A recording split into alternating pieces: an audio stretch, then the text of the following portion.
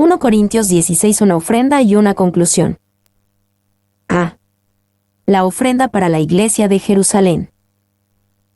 1 a 2. Recibiendo la ofrenda.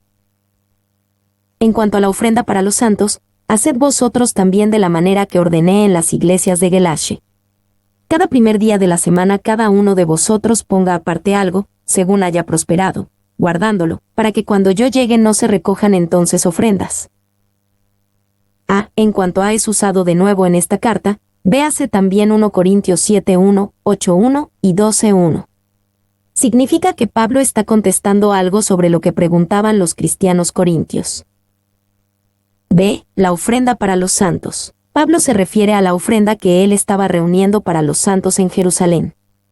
En muchos otros pasajes se habla de este esfuerzo entre muchas iglesias diferentes para ayudar a los pobres cristianos en Jerusalén, Hechos 11, 27-30, 24-17, Romanos 15, 26, 2 Corintios 8:13, 9-12. Y, de la manera que ordené en las iglesias de Galacia, Pablo mencionó su corazón por los pobres cristianos en Jerusalén en Gálatas 2, 9-10. El asunto de aliviar a los miembros pobres de la iglesia es una carga moral, un sacrificio con el cual se complace Dios. Filipenses 4:18, nuestra fe debe obrar por este amor.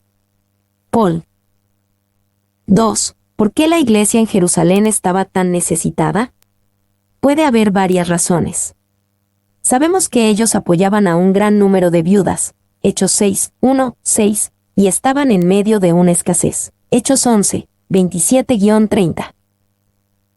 3. Generalmente, los cristianos han sobresalido en estos esfuerzos de ministerio práctico. Por ejemplo, ¿por qué crees que la Cruz Roja se llama la Cruz Roja? Comenzó como una organización cristiana. 4. Algunos han pensado que porque a los cristianos se les ha ordenado que ayuden a los pobres, especialmente a cristianos en necesidad, que eso es más importante que apoyar a ministros del Evangelio. Pero Pablo, en 1 Timoteo 5, habla de la responsabilidad de la iglesia de honrar a las viudas, y de considerar a los ministros del Evangelio dignos de doble honor. Así que, mientras que los cristianos tienen la responsabilidad de ayudar a los pobres, esta no se antepone a la responsabilidad de apoyar a los ministros del Evangelio.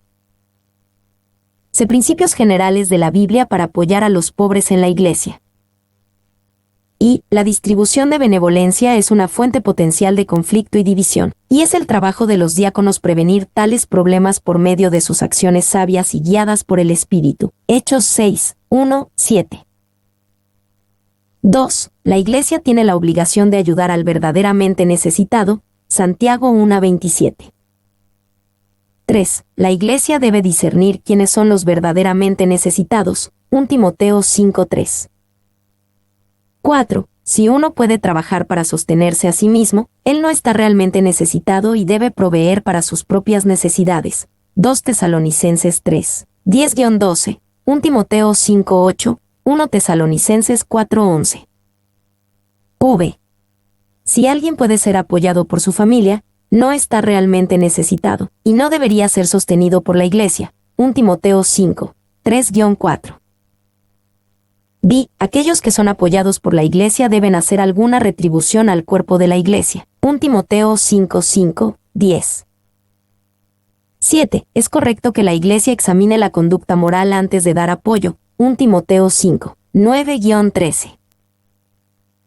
8. El apoyo de la iglesia debe ser de las necesidades más básicas para vivir, 1 Timoteo 6:8.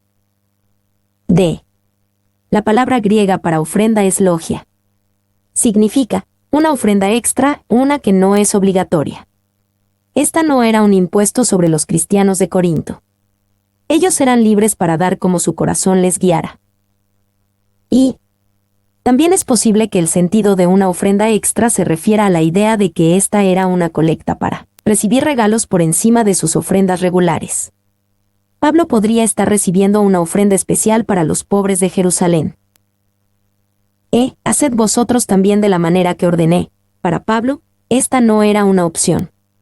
Los cristianos corintios eran responsables de entre ellos para las necesidades de los pobres cristianos de Jerusalén. Ellos no podían decir, el dinero no es espiritual. Solo oraremos por ellos. Y el mandamiento a la par con la idea de una ofrenda extra demuestra que se les ordenó tomar una ofrenda, pero no se le ordenó a cada cristiano dar individualmente. Ellos debían dar como Dios les pusiera en el corazón dar.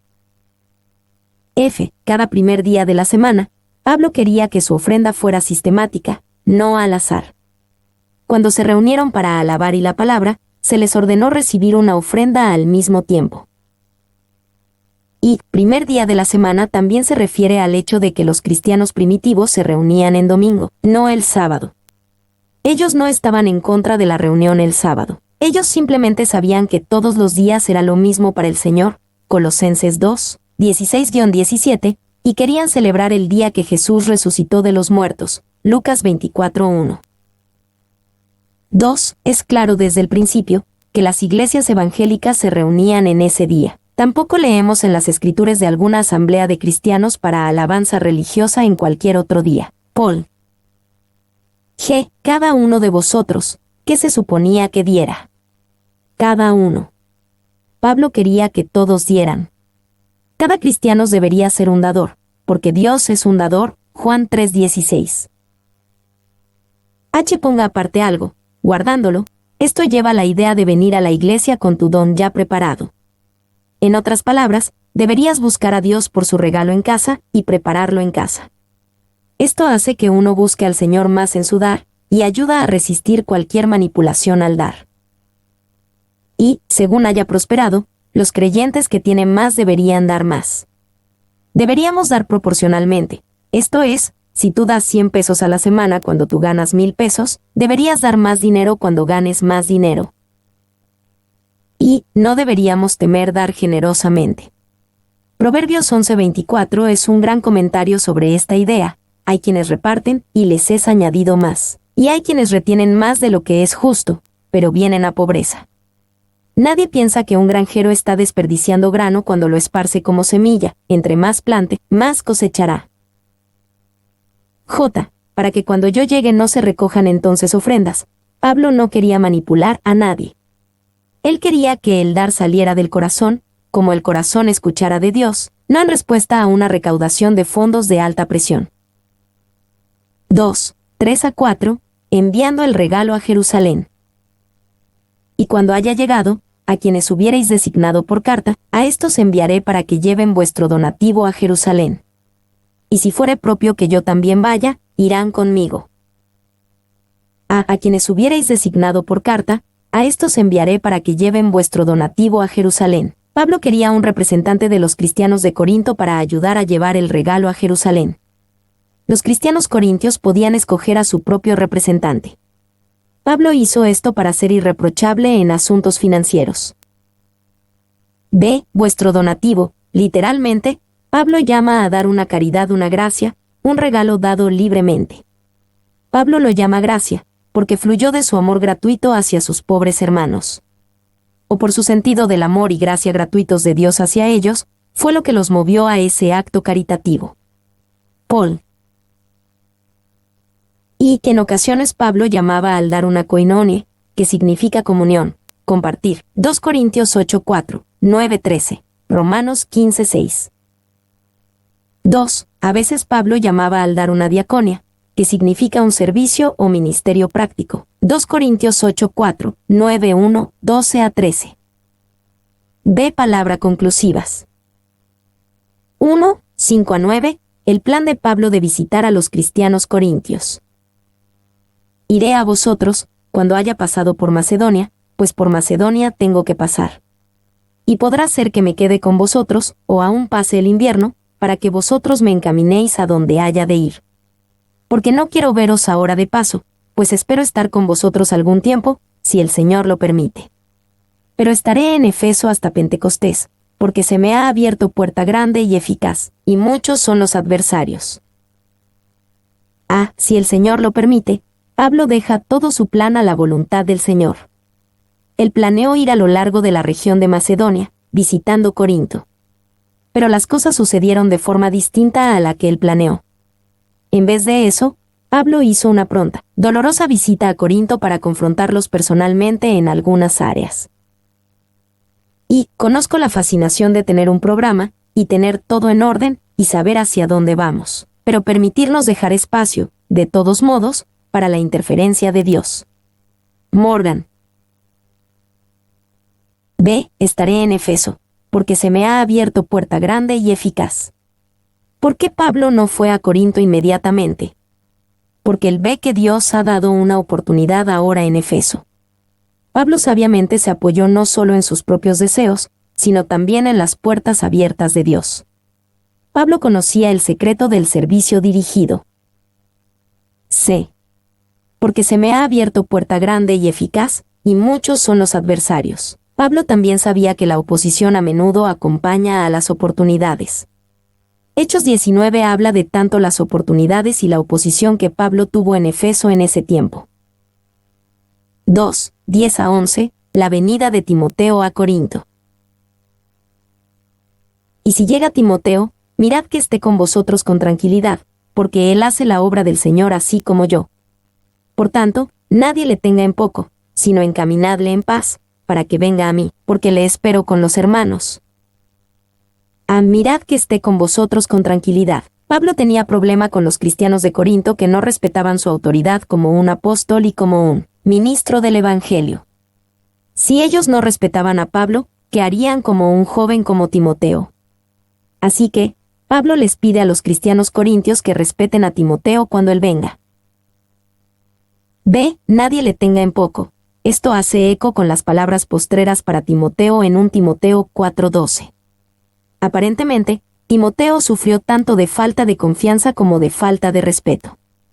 Era importante que el pueblo de Dios no tomara ventaja de esto en Timoteo, y era importante para Timoteo nunca dar razones a otros para tenerlo en poco. C. Para que venga a mí, donde quiera que Timoteo estuviera, él estaba en camino a ver a Pablo, probablemente se detendría en Corinto de camino.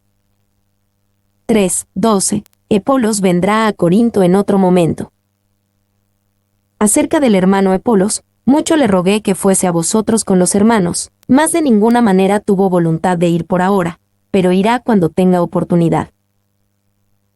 A mucho le rogué, mas de ninguna manera tuvo voluntad, irá cuando tenga oportunidad. Pablo no se sentó como un oficial comandante sobre Apolos, quien es mencionado entre los apóstoles. 1 Corintios 1:12, 3:22.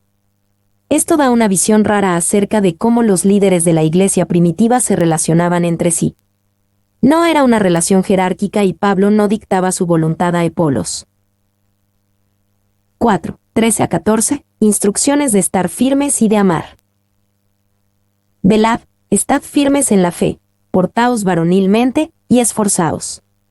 Todas vuestras cosas sean hechas con amor. Velad, estad firmes en la fe, portaos varonilmente, y esforzaos, en un sentido. Cada uno de estos significa lo mismo, simplemente diciéndolo de forma distinta. Los cristianos deben ser como soldados fuertes, en guardia, velando por el regreso de su Señor. Y Jesús nos mandó a velar, Mateo 24:42, 26 horas y 41 minutos, Marcos 13:37.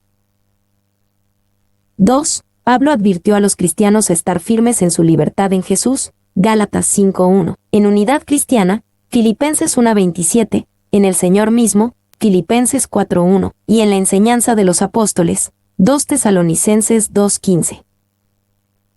3. Este es el único lugar en el Nuevo Testamento donde la palabra traducida portaos varonilmente es usada, andrisomai. Literalmente, significa actuar como un hombre. Portaos varonilmente en la versión King James sean hombres. Esa es una traducción buena y precisa de la idea detrás de la antigua palabra griega. 4. A los cristianos se les dice esforzaos en pasajes como Efesios 6:10 y 2 Timoteo 2:1. Los términos en este versículo todos son militares. Velad, velad, y estar continuamente en guardia. Para que no seáis sorprendidos por vuestros enemigos, estad firmes en la fe, mantente en tus filas. No seáis desordenado, sé determinado para mantenerte en tus filas intactas, manténganse juntos. Sed hombres cuando son atacados, no flaqueen, manténganse en posición, resistan, avancen, ataquen la base, manténganse unidos, conquisten, sed fuertes si una compañía o división es opuesta por una gran fuerza del enemigo, fortalezcan esa división y mantengan su posición. Convoquen todo su valor, sosténganse mutuamente, no teman, porque el temor los enervará. Clarke. B. Todas vuestras cosas sean hechas con amor, todo el velar, todo el estar firmes, todo lo varonil, y todo el esfuerzo que los cristianos corintios podrían mostrar no significaba nada sin amor. Ellos fueron llamados a hacer todas esas cosas en un manso y humilde espíritu de amor. 5. 15 a 18, con respecto a Estéfanas, Fortunato y Acaico. Hermanos, ya sabéis que la familia de Estéfanas es las primicias de Acaya, y que ellos se han dedicado al servicio de los santos. Os ruego que os sujetéis a personas como ellos, y a todos los que ayudan y trabajan. Me regocijo con la venida de Estéfanas, de Fortunato y de Acaico, pues ellos han suplido vuestra ausencia. Porque confortaron mi espíritu y el vuestro, reconoced, pues, a tales personas. A Estéfanas, Fortunato y Acaico. Estos fueron los 3 hombres que trajeron las preguntas de los cristianos corintios a Pablo. Mientras Pablo los envía de regreso con esta carta, Pablo pidió que ellos sean recibidos como siervos devotos del Señor. Y, aparentemente, Estéfanas era la cabeza de la familia, y Fortunato y Acaico eran los 2 esclavos de su casa, quienes lo acompañaron en su visita a Pablo. Fortunato y Acaico eran nombres comunes para esclavos o libertos, antiguos esclavos. 2. Fortunato. Este hombre se supone haber sobrevivido a San Pablo, y ser el mismo que se menciona por Clemente en su epístola a los Corintios, sec. 59, como el portador de la epístola de Clemente a Roma a los cristianos en Corinto. Clarke. B. Confortaron mi espíritu. Pablo estaba especialmente agradecido por su venida, porque ellos ministraron las necesidades de Pablo cuando lo visitaron. Ellos hicieron lo que la iglesia corintia debió hacer, pero no lo hicieron. Ellos han suplido vuestra ausencia. C. Pablo podía llamar a la casa de Estéfanas las primicias de Acaya porque ellos fueron los primeros salvos en esa región, y fueron bautizados por Pablo mismo, 1 Corintios 1:16. 6, 19 a 20, saludos desde lejos. Las iglesias de Asia os saludan. Aquila y Priscila, con la iglesia que está en su casa, os saludan mucho en el Señor. Os saludan todos los hermanos. Saludaos los unos a los otros con ósculo santo. Aquila y Priscila eran una pareja casada que ministraron con Pablo en Corinto, Hechos 18, 1-3, 24 a 28. Ahora, ellos estaban en Efeso con Pablo, y envían sus saludos a los cristianos de Corinto. B. La iglesia que está en su casa. La iglesia primitiva se reunía en casas, porque ellos no tenían lugares propios para reunirse hasta el tercer siglo. Y, Clarke acerca de la iglesia que está en su casa, esto es, la compañía de creyentes quienes generalmente adoraban ahí. No había iglesias o capillas construidas en ese tiempo, y las asambleas cristianas eran necesariamente llevadas a cabo en casas privadas. La casa de Filemón era del mismo tipo, Filemón ver. 2. Así también fue la casa de Ninfas, Colosenses 4:15. 2. Morris señala que el cuarto de entretenimiento en una casa moderadamente buena para hacerlo podía alojar a 30 personas cómodamente. Por lo tanto, en cualquier ciudad, había probablemente muchas casas iglesias diferentes. Se saludaos los unos a los otros con ósculo santo. La costumbre judía y la tradición de la iglesia primitiva indicaba que el ósculo santo era un saludo común en esa cultura. Y John Trapp sobre el ósculo santo, no hueco, como Joab y Judas, no carnal, como esa prostituta, Proverbios 7:13. 7, 21 a 24, las últimas palabras personales de Pablo. Yo, Pablo, os escribo esta salutación de mi propia mano. El que no amare al Señor Jesucristo, sea anatema. El Señor viene. La gracia del Señor Jesucristo esté con vosotros. Mi amor en Cristo Jesús esté con todos vosotros. Amén. De mi propia mano, Pablo hacía que un secretario escribiera las cartas mientras él las dictaba. A menudo él agregaría una nota personal al final de su propio puño y letra, la cual parecía ser mala, de acuerdo con Gálatas 6:11. B. El que no amare al Señor Jesucristo, sea anatema. Pablo de nuevo remarca la importancia del amor, pronunciando una fuerte maldición sobre aquellos que tienen la charla de compromiso hacia Jesús, pero nada de amor por él. ¿Y cómo podemos saber si alguien ama o no ama al Señor Jesucristo?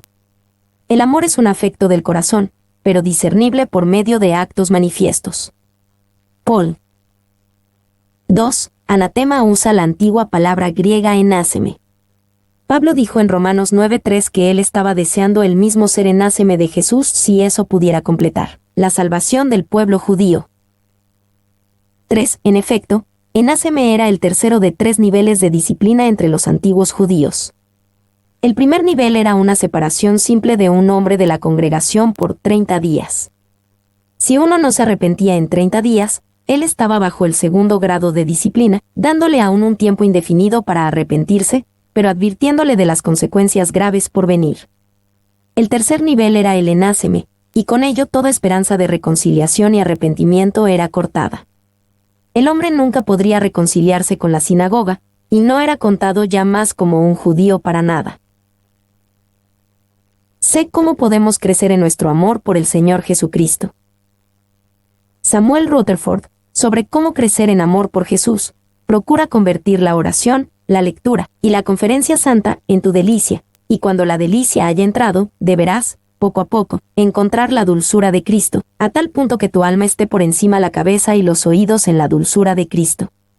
Entonces serás llevado a la cima de la montaña con el Señor, a conocer las delicias del amor espiritual, y la gloria y excelencia de un Cristo visto, revelado, palpado y abrazado. Y entonces no serás capaz de liberarte de Cristo, y de atar tu alma a viejos amantes. Entonces, y nunca hasta entonces, están todos los pasos, movimientos y ruedas de tu alma en una sintonía correcta y carácter espiritual. Pero si este mundo y sus malos deseos son tu delicia, no sé lo que puede hacer Cristo de ti. No puede ser metal para una vasija de gloria y misericordia. Mi deseo es que ese Señor me dé pensamientos más amplios y profundos para alimentarme con maravillarme en su amor. Lo pesaría si pudiera, pero no tengo balanza para hacerlo. Cuando yo he usado mi lengua hasta acabármela alabando a Cristo, no le he hecho nada a Él. ¿Qué quedó entonces? Sino que mi deuda al amor de Cristo permanece sin pagar por toda la eternidad. Citado en Meyer. D. El Señor viene. Pablo veía por el regreso de Jesús. Maranatha es arameo para el Señor viene. Esta fue una de las primeras palabras del vocabulario cristiano. La gracia del Señor Jesucristo esté con vosotros. Mi amor en Cristo Jesús esté con todos vosotros. La carta finaliza con Pablo pronunciando una bendición de gracia y amor hacia los corintios. La palabra final de Pablo, antes de amén, es Jesús. Él ha estado enfatizando a Jesús desde el principio hasta el fin de esta carta. Las palabras finales de Pablo, escritas con su propia mano, revelan mucho de su corazón de amor, a pesar de que tuvo que reprender a estos corintios fuertemente. Era el amor de Pablo, tanto por Jesús y su iglesia, lo que lo hizo tan gran apóstol. Amor, expresado a través de servicio humilde, nos hace grandes en el reino de Dios. Mi nombre es Demim. Soy tu asistente personal. Mi sitio en internet es demim.es.tl